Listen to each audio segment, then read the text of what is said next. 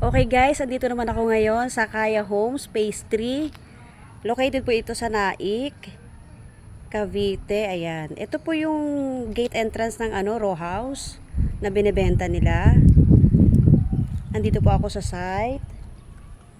Available through Pag-ibig Financing po ito. Meron din po ditong townhouse.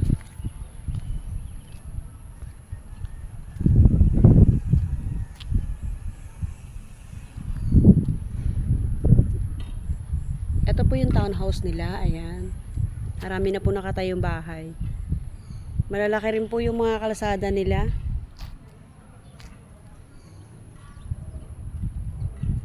Si Kaya Homes po, ang developer po nito is City Homes.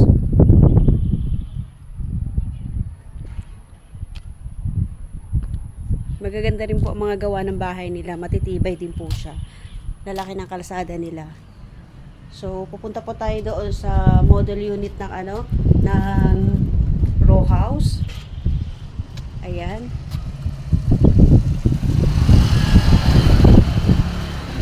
Napakainit.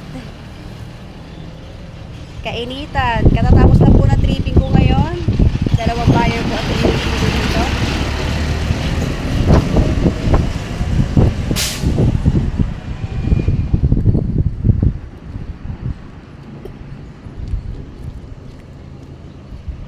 Ito ang model house ng ng row house.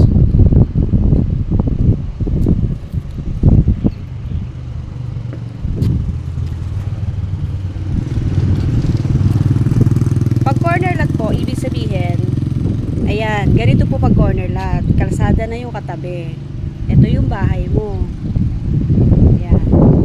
Pag inner unit naman, ang kukunin mong unit, ito lang siya.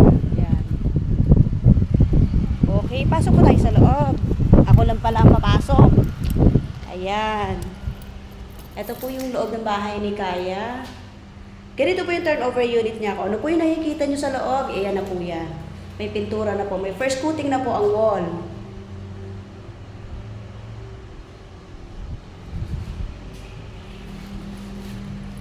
Ito po yung toilet and bath.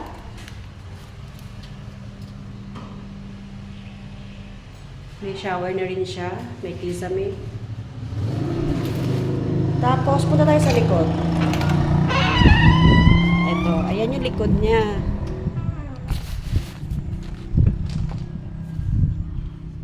Ayan. So, ang property line po, ito lang. Yan yung property line niya. Since, po ito, corner lot, ito po siya hanggang dyan. Yun. Sa harapan. Ang kagandahan po pag corner lot po kasi, or end unit na nakuha mong bahay, meron po itong ventilation bintana sa gilid. Yan. Ang lababo po ni row house andito sa labas. Yan. Tapos ito yung katabi, magpapapader ka lang dito sa gilid. Yan.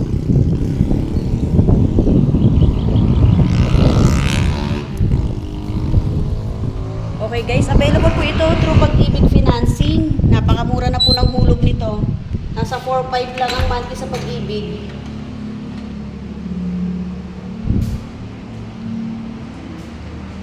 Reservation po nito, 3,000 lang. Napakamura.